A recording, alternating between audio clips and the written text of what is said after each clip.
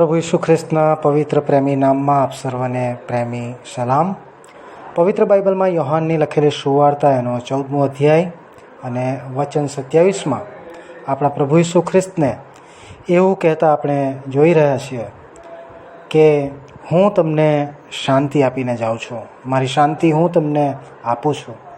જેમ જગત આપે છે તેમ હું તમને આપતો નથી. તમારા હૃદયોને વ્યાકુળ થવા ન દો અને બીવા પણ ન દો.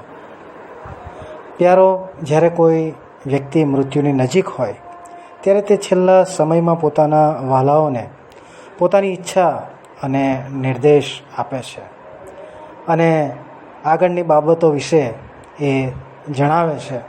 પ્રભુ ઈસુ ખ્રિસ્તે અત્યાર સુધી પોતાના શિષ્યોને પોતાના મરણ સંબંધી ક્યારે અને કેવી રીતે ને ક્યાં સઘળું સમજાવ્યું હતું અને પોતાના પુનરુત્થાનના વિષયમાં પણ તેમણે જણાવ્યું હતું.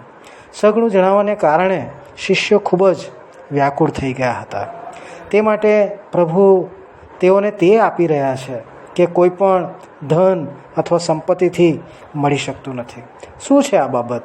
પોતાની શાંતિ, અને તે છે મનની શાંતિ. મનની શાંતિ કેવી રીતે પ્રાપ્ત થાય છે?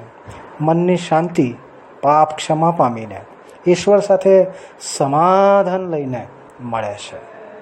પ્રભુ ઈસુ ખ્રિસ્ત આ મનની શાંતિ મનુષ્યને આપી શકે છે, કારણ કે ક્રૂસ પર પોતાના બલિદાન દ્વારા વહેવાયેલા રક્તથી પાપ ક્ષમા કર્યા છે અને ઈશ્વરની સાથે આપણને સમાધાન કરાવેલ છે.